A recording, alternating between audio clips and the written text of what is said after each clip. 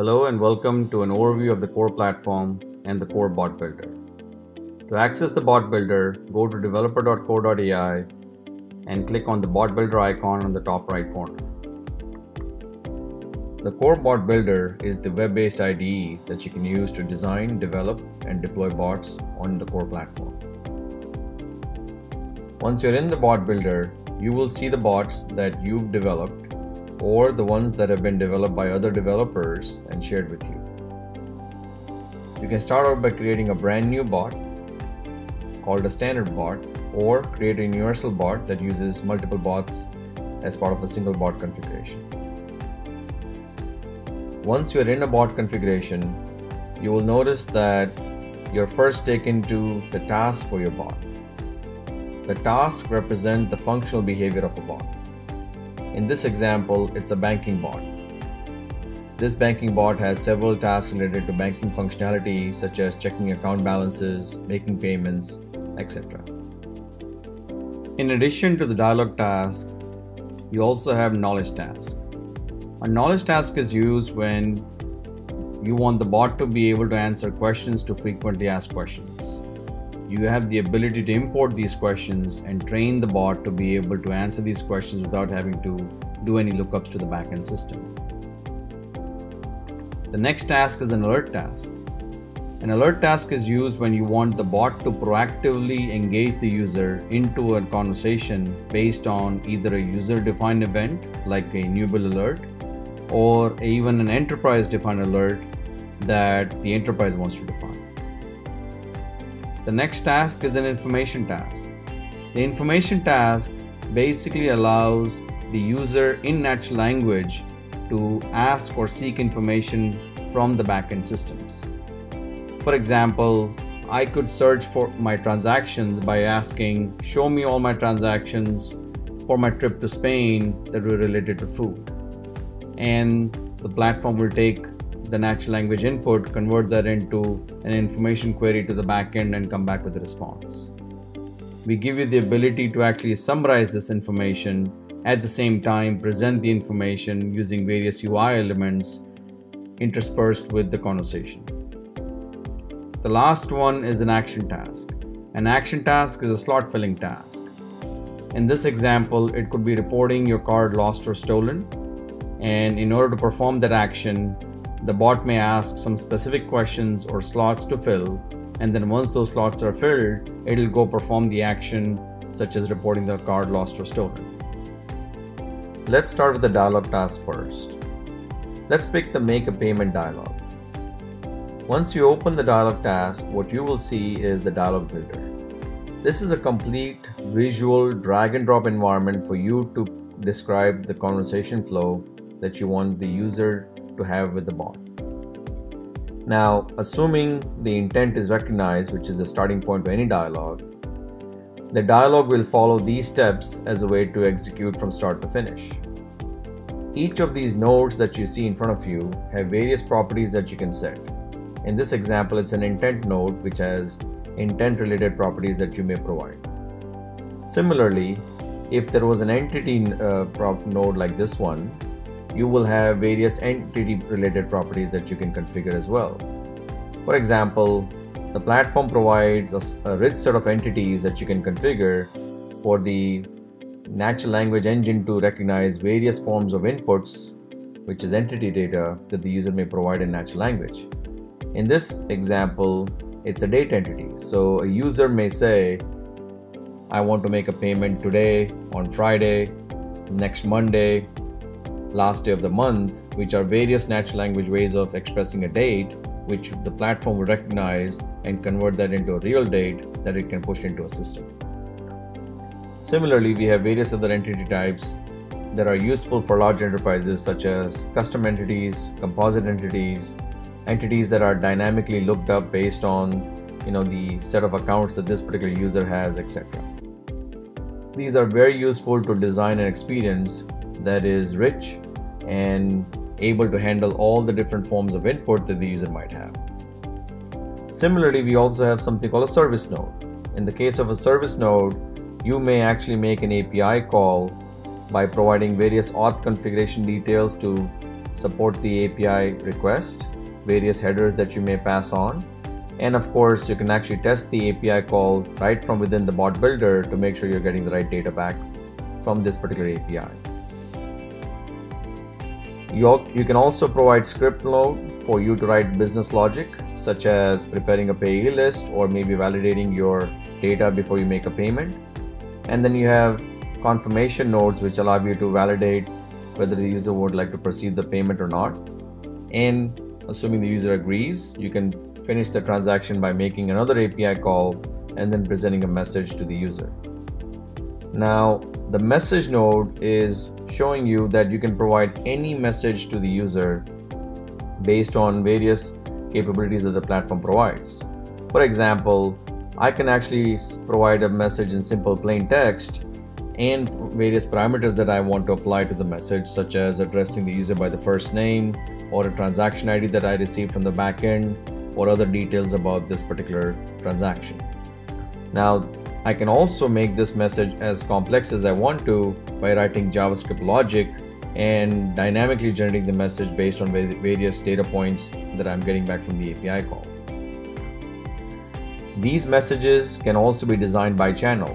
Notice that this is the message I have for all channels, whereas I have a specific message for my web and mobile channels, and I have a specific message for SMS, and I have a completely different message for Facebook.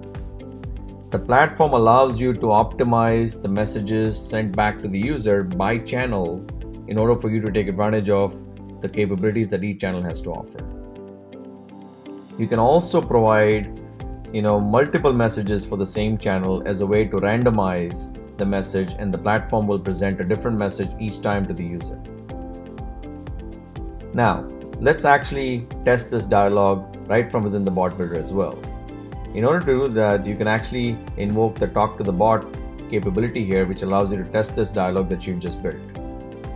You can actually also monitor the conversation using this debug panel as the conversation is actually being executed. For example, let's type in something like, I want to make a payment. When you execute the dialog, in this case, I am providing the utterance which is mapping to this particular intent, which is the make a payment intent. Now, because I did not provide any entities, the dialog is actually going to follow the path that I've laid out in this particular design by the developer. So it's going to first ask me for the account. Let's say I pick the checking account. How much do I want to pay? Let's actually make it verbose. I want to pay $50.12. When do you want to pay? Let's pay on Friday. Who do you want to pay? Amazon.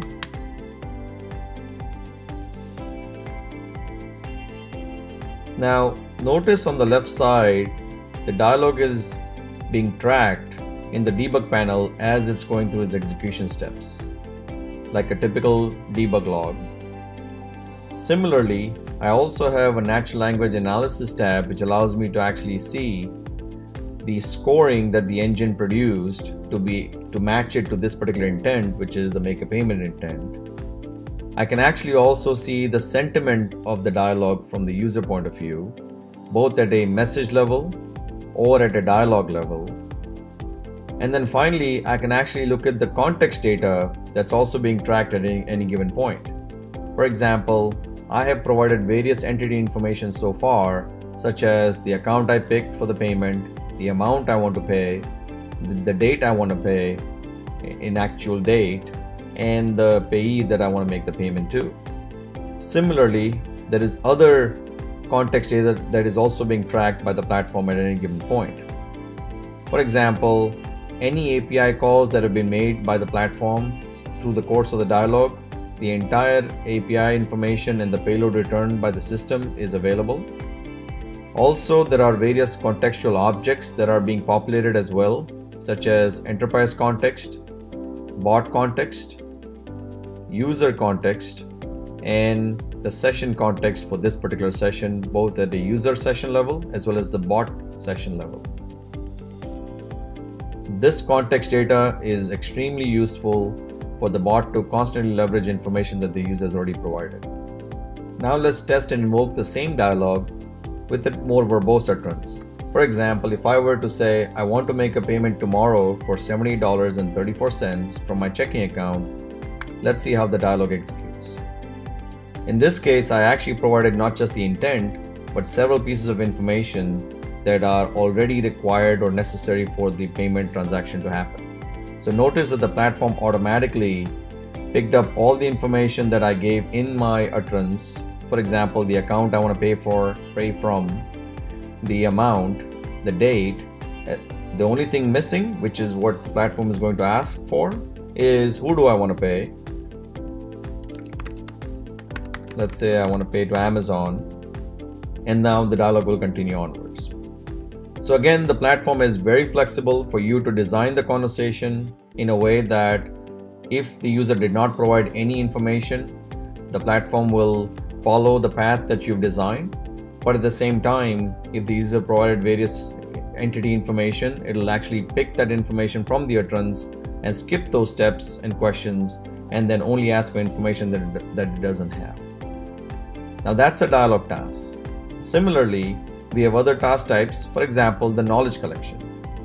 The knowledge collection is used when you want to enable the platform to be able to respond to various questions that the user might ask for which the knowledge is already provided to the bot in the form of a knowledge task.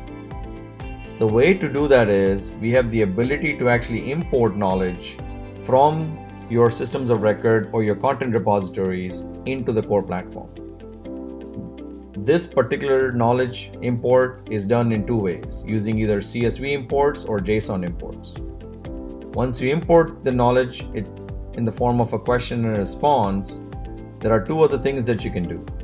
One is you can actually provide various alternative utterances for those questions so that the natural language engine has the ability to actually recognize the user's utterance, map it to your question, and then provide the response. Similarly, you can actually provide an ontology which represents the structure of your business and how these questions are organized by the ontology structure as well. For example, if I actually pick a particular leaf in this ontology tree, I have various questions associated to, for example, making a payment or how do I pay my bill. Similarly, I have other questions related to viewing bill, first charges on a bill, etc. This allows you to actually take your ontology structure and then organize all the FAQs against the ontology structure that represents your business. It significantly helps the natural language engine to recognize the questions that the user is asking, mapping it to the ontology tree, as well as the specific question within the ontology structure. We also have an alert task which allows you to quickly configure an alert which the user can set up or the enterprise can set up based on various parameters that the user might be interested in. Similarly, we have information task, which is a similar configuration like the alert task, where you can represent the API call that you're going to make, as well as the parameters that you need to be able to actually call the information task. And lastly, the action task is also a similar configuration like the information and the alert task. Now, once these tasks are defined, the next step in the SDLC cycle is to now provide the natural language training. Because the core platform offers multiple natural language engines, you would provide training data to each of those engines to be able to do an accurate job of identifying the intents as well as the entities. For example, for the machine learning model, you would provide utterances for various intents that you've defined so that the deep neural network based ML model will accurately take an utterance, score it, and then map it to an intent that you've defined here. One of the unique things we offer is not just the ability to actually provide these utterances which you can import as well, You can actually also visualize the model that you define in order to actually identify how good is your training. For example, when you provide training data to an intent like get account balance, we actually at design time show you how each of those utterances score to represent that intent. Similarly, we are also representing here how accurately we are able to eliminate that other utterances provided for other intents are successfully being eliminated as a possible match for get account balance. Now, if you have any utterances that are in the false positive quadrant or the false negative quadrant, that's an example of bad training. This will actually cause conflicts at runtime and create user frustration, and the platform actually gives you the ability to catch these issues upfront at design time and address and fix those issues before your users find them. This is unique to our platform and gives you a significant advantage and capability to be able to do proper training and modeling for your engine. The fundamental meaning-based natural language engine uses synonyms and patterns as a way to recognize the user's intent as well as entities. And these synonyms and patterns are provided at a platform level, but the developer of the bot is able to actually add more synonyms and patterns that are representative of their business based on unique terminology or unique ways in which the users might use the bot. The platform also offers a default dialog or a fallback dialog, which allows you to actually define a dialog that would be a fallback scenario in the event that the bot did not recognize the user's intent. We also give you the ability to actually do batch testing, where you can take your either user-defined or developer-defined utterances to run a batch test against your bot once you've provided training to see how good is your training and how accurately it's finding the intents.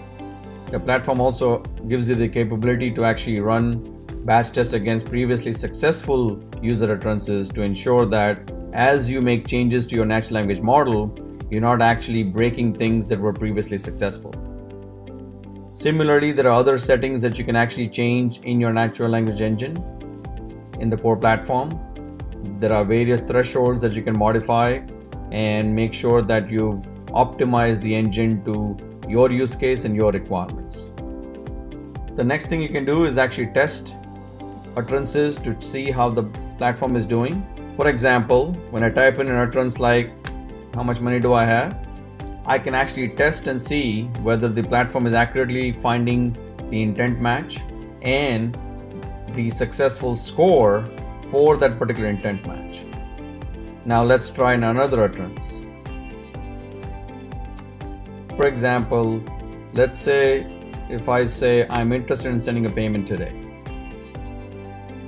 The platform is actually providing scoring to tell you that this is the score that the machine learning model came up with to recognize this particular utterance and map it to the make a payment intent. Similarly, the fundamental meaning model came up with its own score to recognize the intent, and there was no match from the knowledge collection.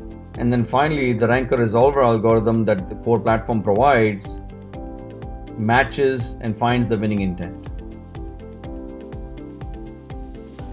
Once you've done the test and train, you can enable the bot to live in many channels that the core platform offers. The enablement of the channels is quite simple. You can pick a channel that you're interested in and follow these configuration steps to enable the channel. The apps and agents view is where you can actually configure the BotKit SDK and various other capabilities that the platform has to offer.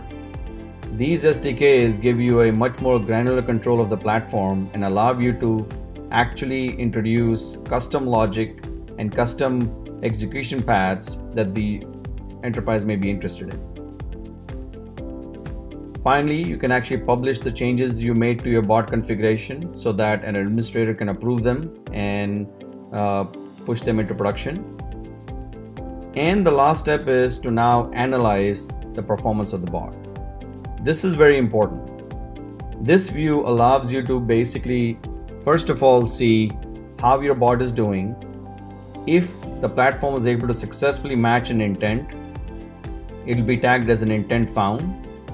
For each utterance that was successfully matched, for example this one, you can actually look at the details of the natural language engine scoring, and at that moment in time, what was the score, why was it matched, or why were the other options eliminated, and then why did we pick this particular winning intent. Also, you can actually look at the chat history to figure out what happened during this particular conversation, either before and after. Similarly, if the intent was not found, you have the ability to actually now train the bot to recognize the intent if it should have been found. For example, if I want to actually add this utterance to the training data because it should have been successfully recognized, I can actually first of all study why it failed to match.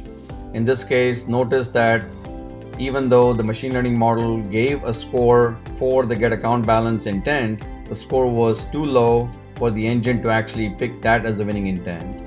But maybe I should manually train in a supervised manner and add this utterance to the training data for get account balance. I've just added this particular utterance to the training data so that this utterance and various variations of this utterance will be successfully matched to this particular intent. I can retry the utterance and notice now that this particular utterance would be matched to my intent that I wanted to match to. You can also see that this particular utterance has now been tagged as trained, which means I have added this utterance to my training corpus. And similarly, I can do the same for other failed utterances and choose to train them or choose to leave them as valid failures. I can actually also go to the failed task tab to study why did the user abort a particular transaction, or why did a particular transaction fail. As an example, I can actually look at this particular task and look at the chat history to figure out what was the reason that the user aborted this particular task. Is it that the user got frustrated, the input was not recognized, did the API call fail, etc. So it gives me a great deal of visibility to also then go back and optimize my dialogue to improve the experience as well as improve the throughput that the bot is able to achieve. I can actually look at the performance of the bot as well on various parameters such as API calls, business logic, etc., so that I'm constantly keeping an eye on the performance of my bot. Lastly, the settings tab. There are various settings at the bot level that you can change. For example, things like the name of the bot, the logo, the welcome message can all be changed here. The languages that your bot supports.